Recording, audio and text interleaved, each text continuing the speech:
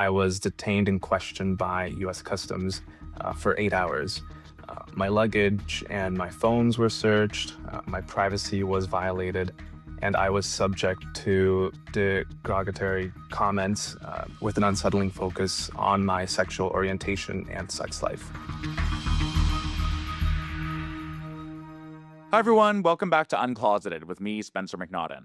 Today, I'm here with Milo Miles, a Toronto based adult film actor who was recently banned from entering the United States for 10 years after being detained and questioned by U.S. Customs and Border Patrol for nearly 8 hours when trying to fly from Toronto to Las Vegas.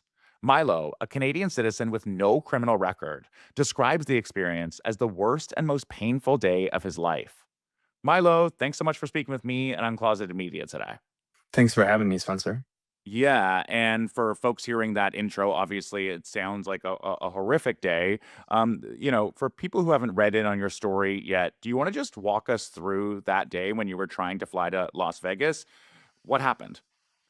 Yeah, so it all happened in January of this year. I was banned from entering the United States for 10 years while I was trying to fly to Las Vegas to attend the Gay Vienna Awards, which in the adult industry are like the porn Oscars. I was scheduled to present at the event. I had 6 nominations and I ultimately won one of those awards.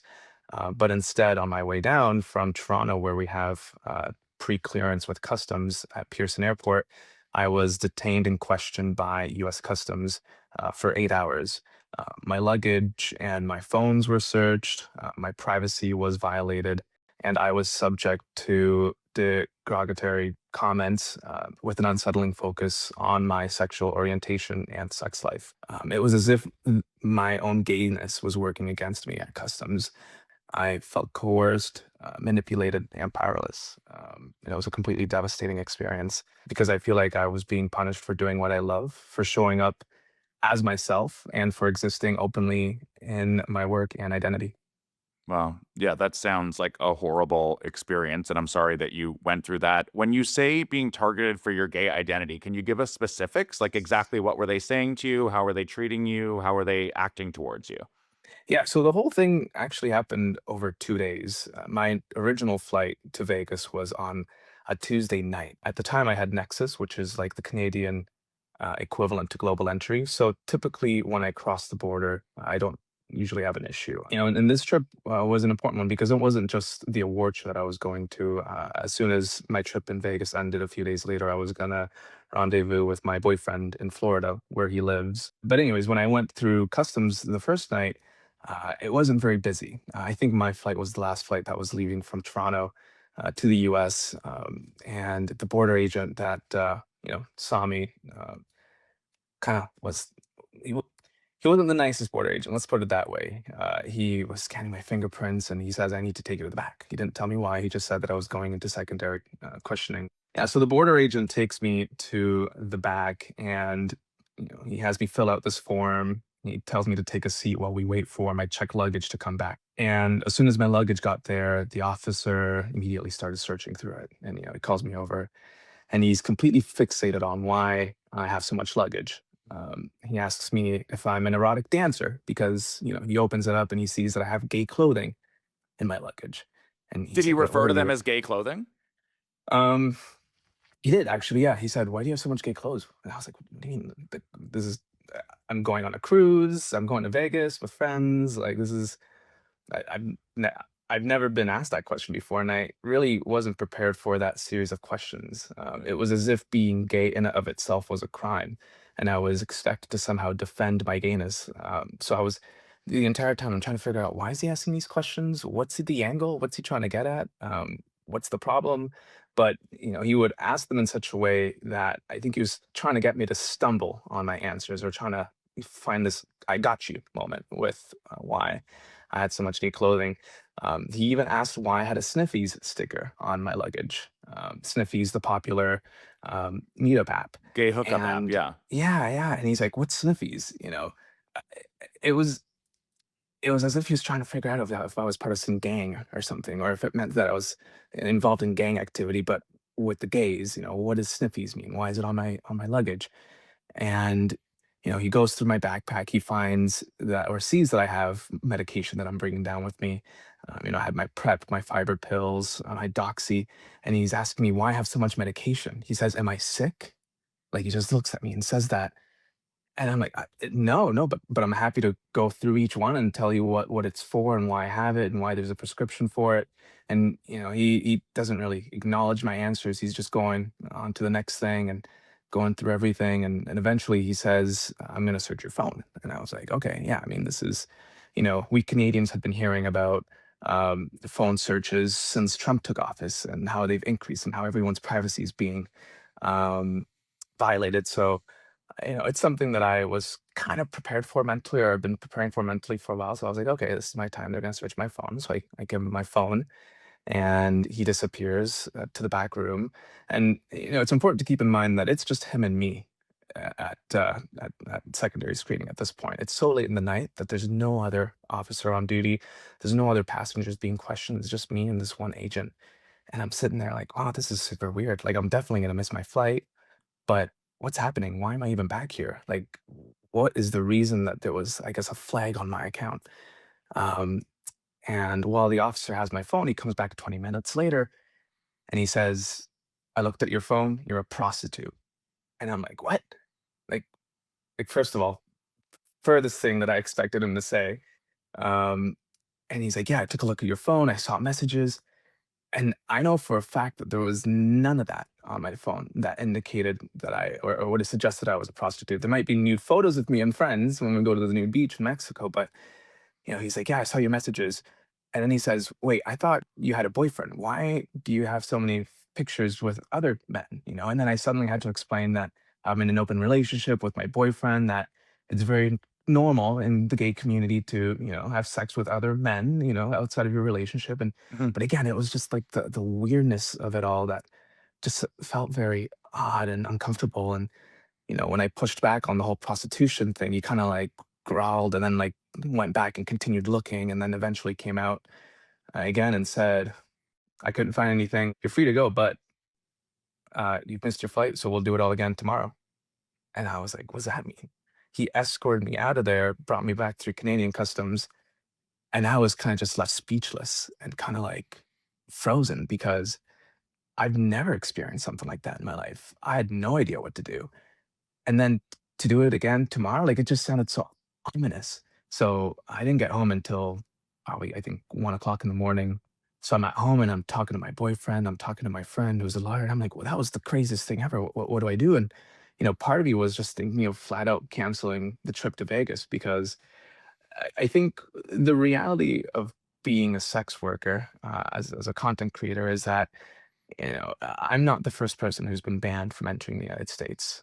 Mhm. Since my ban, I know of at least 5 people from Toronto who have been banned from entering the Mhm. United States. So, Mhm.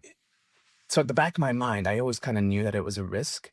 And the reality is that Customs and Border Patrol agents see content creators as the same category as prostitutes. Um, Mhm. so I also was trying to avoid them finding out that I do porn because I didn't want to be treated like a prostitute, because Mhm. porn star equals prostitute in their eyes. Mhm. Well, and that's what we were trying to figure out when we were researching this too, is do they legally have a right to deny you, entry into the US because you do porn, right? And we looked it up, and it was a little muddied, but, according to, a Canadian sex worker support agency, Maggie's, they say that customs has the right to deny entry to people they believe have engaged in sex work, even if they have never been convicted of prostitution and/or are not traveling for work. So, in your eyes, what is the rule around porn? It feels like there's been a gray area because there's all these international porn conferences. I assume tons of global porn actors, adult entertainers are coming to the US all the time. So, was it a gray area for you, or how do you interpret all of that? You're right. It really is a gray area, and there's a few schools of thought. One of the biggest challenges I've had doing content in the United States is finding a legal way to do it. A few years ago, I hired an immigration lawyer and I said, "Hey, I want to start doing porn. I want to start working for studios in the United States. But the problem is, I don't want to feel like I'm sneaking into the country every time I have a porn shoot." Mhm. And we looked at all the options and all of these options. I spent all this money. And At the end of the day, the lawyer said, "Look, there's really no visa option for someone who wants to film adult content in the United States. In fact, it's better if you don't say anything because if you do apply for a visa and they do a background check and then see that you do porn, they're going to put a permanent red flag on your account because, again, porn equals sex work and sex work equals prostitution in the eyes of the US government." So that kind of scared me a little bit. In other words, my only option was to marry an American and start the application process for a green card to do what I love in the United States. I should mention that Canada is a lot more liberal here, um, to the point that even prostitution is decriminalized. It's not something that you can be charged for. It's not against the law to be a prostitute in Canada. So that's one school of thought. But it's you know when I would participate in content collab houses in the US, and I over the years got to meet so many amazing content creators, and knowing that at the end of the day, this could all end for me simply because I don't have a green card or a US passport. Um, so it's been something that's kind of dawned on me for many, many years as a possibility. And here Mhm. we are, it actually happening. Just so I'm clear, because I know the Gay VN Awards happen in Las Vegas, and there's other international porn awards. So there's actually like explicit events that would try and bring in, adult entertainers from around the world. Has there been an understanding in the industry for the last, few years, many years, that the Customs and Border kind of turn a blind eye to adult entertainers? And do you think your situation represents that maybe now people have to be more careful? I don't know if they've ever turned a blind eye. I think it's that they now are putting more emphasis on, I think, targeting members of the LGBT community, and people who are identified as sex workers.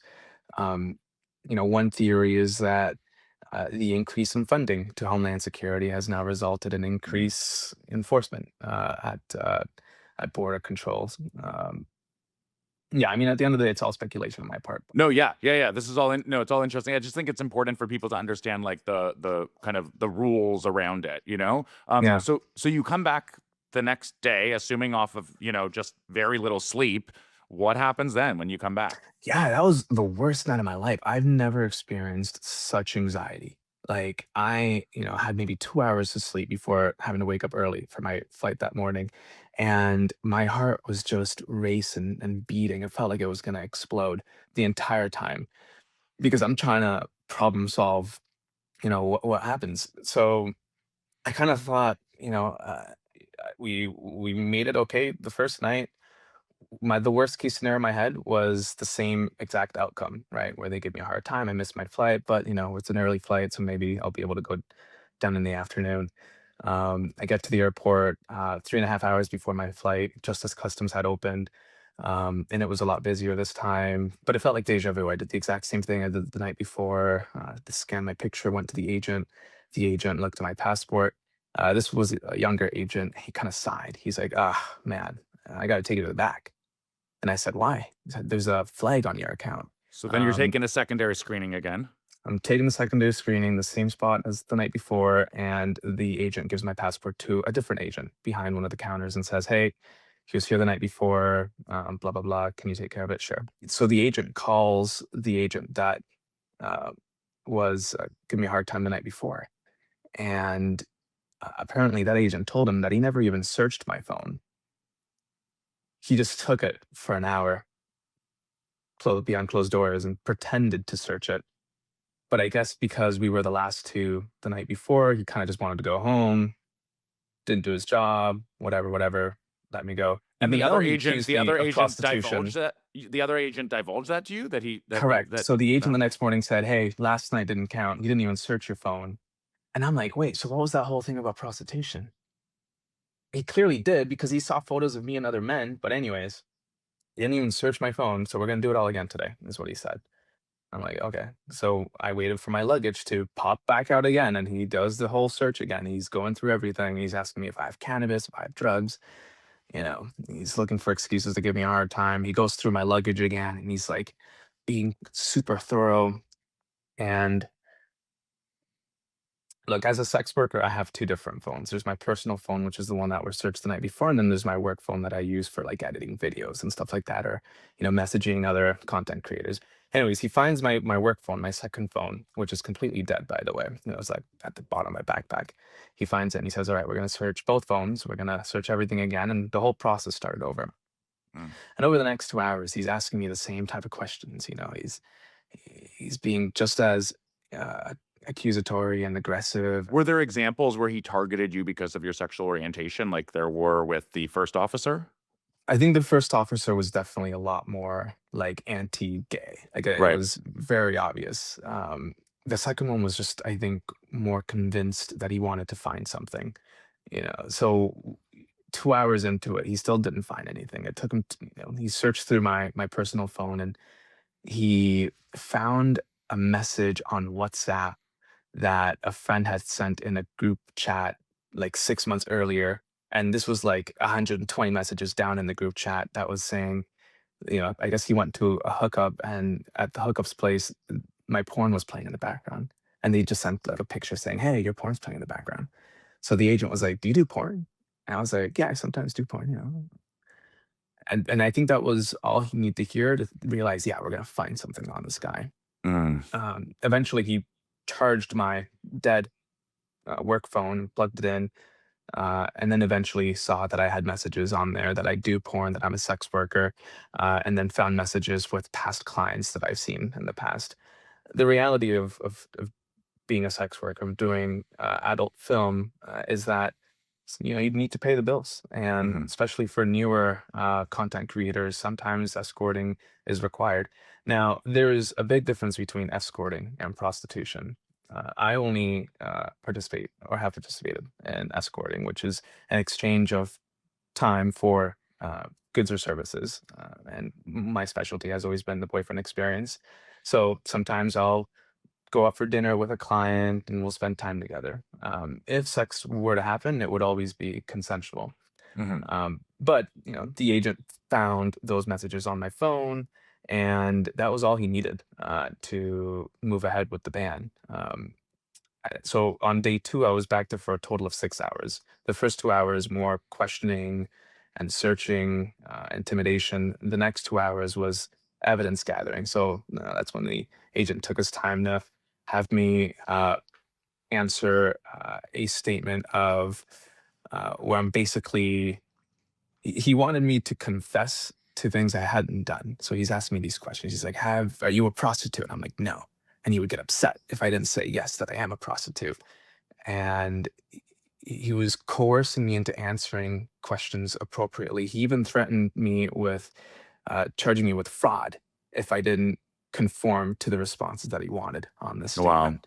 And yeah, I mean, the whole thing was just like the most dehumanizing thing. They took my fingerprints like 6 different times. Different agents would only speak Spanish to me. I think they assumed that I only spoke Spanish while they were Mhm. taking my fingerprints, while giving me instructions. Um, and knowing that the ban was happening halfway through, I think was one of the more painful moments because I couldn't do anything about it. Yeah. I'm How did they sitting deliver the there. news to you? They just said you're gonna be banned for 10 years? Yeah, pretty much. Like, his supervisor was supposed to come out and speak to me at one point. That didn't happen. I think he just needed his approval, got the go ahead, and it was very like it was just like a bunch of administrative things that were happening behind the scenes. But the unfortunate thing is that my partner and I were planning to build a future together in California, um, and it's it's the hardest day of my life was that day because Mm. having to stay there for so long and then finally being released and then just immediately calling my partner and both of us like delivering the news and having to deal with the shock and just crying and crying for days on end. Yeah, it wasn't a fun time. And uh, as someone who uh, came to Canada as a refugee from Colombia when I was 7, and I lived through some very challenging things. Yeah. I've had several family members be the victims of gun violence. I've like witnessed a few shootings, and then on top of that, the whole immigration experience. There were some challenges, and I thought that I was strong, and then to Mm. have to relive some of a lot of trauma again hasn't been the easiest thing. No. And to be clear, like essentially the ban is in effect for 10 years, meaning you are not allowed to go to the United States for the next decade. Correct.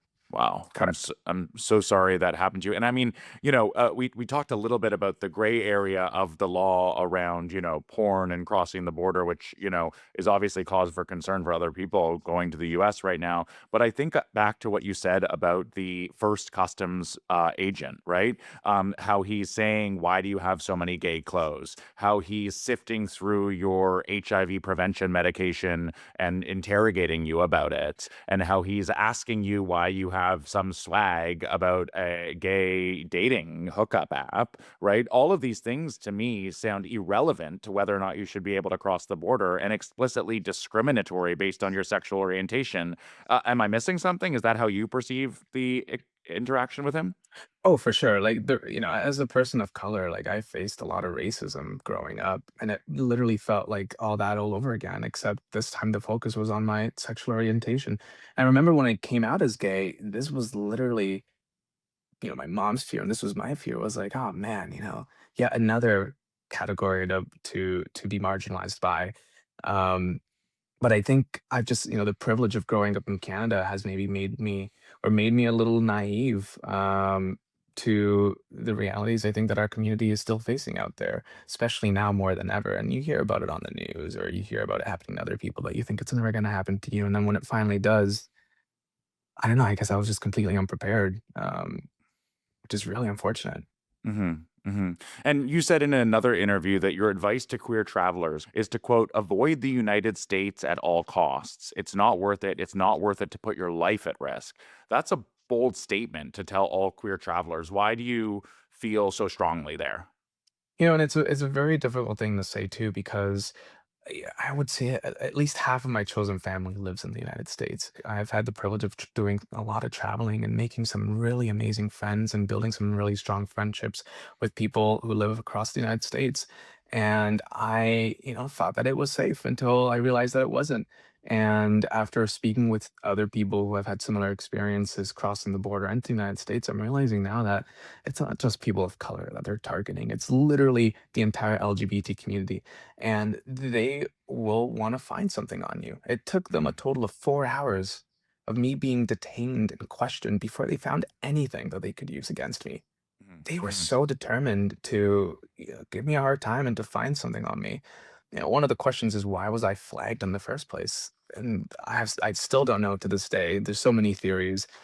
People say that they're using facial recognition software. Others are, alleging that maybe I was reported by another content creator. mhm, Personally, for me, I think the increase in travel activity to the United States to see my partner may have had something to do with it as well, or maybe just flat out racism or anti-LGBT sentiment. mhm, mhm. And I guess there's only so much you can do with the law itself that exists, as we know, where they can technically flag folks who engage in sex work, and that just is what it is. But for the kind of things that the first agent did, targeting you clearly because you're gay, right? Which should be irrelevant to the border crossing situation. What do you want to come out of this? Because Canada, our values are completely antithetical to homophobia, right? And we kind of pride ourselves on being a bastion for LGBTQ equality. I mean, do you think Mark Carney should be making a statement saying, "I denounce what happened to Milo Miles"? Because, I mean, I worry it sets a precedent for all LGBTQ Canadians going into the United States. I think the scary thing is that it's not hard to find articles about other Canadians that have currently been detained by ICE, for example, who have no criminal record. As unfortunate as it sounds, I know that it could have been a lot worse. But you're right, there are many, many more Canadians who are being targeted right now. And so, in the same way that I think Trump is going after Canada for not, you know, preventing the flow of drugs into the United States and using that as an excuse to impose tariffs on our country. Like, I think you're right. I think our prime minister and our Canadian government could do a better job at, I think, protecting Canadians from the type of mistreatment that they're facing when they cross the border. If you could ask our Prime Minister Mark Carney to say something publicly about this situation, about the targeting of queer people trying to come into the United States, what would you want him to say? I think first I would want to acknowledge the pain that our community is facing and suffering, and then to address the policy issues. I think there's a more holistic approach that can be taken, and I think a statement from the Prime Minister that says that he would want to prioritize working with marginalized communities would be helpful. Would you want him to respond to the clearly, like, queer profiling you were subjected to at customs? Sure. Yeah, I think so. Obviously, you've explained everything that happened. A spokesperson for Customs and Border Patrol told the Independent outlet that you were, quote, admitted to a Border Patrol officer and received payment for engage, and he discovered that you received payment for engaging in prostitution in the United States, in which is a crime, and that you did it while you were in the United States, and that's why you were denied entry into America. The agency also denies that you were interrogated for 8 hours. Do you want to respond? Yeah, there's a few things. In terms of the 6 versus the 8-hour delay, I think the media spokesperson was probably just looking at notes on the computer and didn't realize that I was detained over the span of 2 days. 2 hours on the first day and then 6 hours on the next day would total 8 hours. So her information was wrong on that front. But then it goes back to what I was talking about earlier, where there never has been any evidence on my phone that I engaged in prostitution. I've never taken money for sex, or I've never exchanged sex for money. I have done escorting in the past, which is again a very different definition in exchange of money for time spent with an individual, quality time spent, going to the movies, going to go see a show, giving them that boyfriend experience because people are lonely. Similar to how massage therapists, will rub someone's back to make them feel better. But to your point, sex work is a very broad umbrella term. And the way the agent coerced me into saying, yes, I have exchanged, that I've participated in prostitution, even though I hadn't. Otherwise, I was going to be charged with fraud because I wasn't saying what the agent wanted me to say on the confession statement. It's just really unfortunate, but it's not surprising that they gave out that statement. What's your message to other, adult entertainers, sex workers? Do you think, especially as, the US is using more facial recognition, there's a possible policy that could go into place where you have to submit social media links and handles to customs before you travel for certain travelers in various countries. Do you think all adult entertainers for the time being should stay away from the United States to be Oh, safe? 100%. 100%, or even just people of the LGBT community. The studio that I work for, Carnel, has moved all of their intellectual property rights over to Amsterdam, over to the Netherlands, because it's no secret that, one of the goals in Project 2025 is to ban porn, is to go after the LGBT community, specifically gay porn, to go after the gays. We're the first on the chopping block in terms of being targeted, and I'm just one of the first examples of it. This is just the beginning.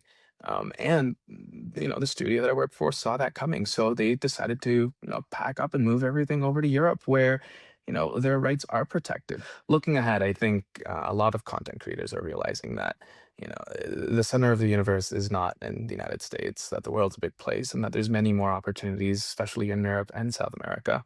But at the end of the day, um, I'm hoping that this is temporary, that there can be some changes to the laws. I'm still reaching out to lawyers and trying to figure out a way to navigate this, but for the time being, we're trying. Have the lawyers what's the lawyers' responses been like? Do they think you have a case? What do they had to say?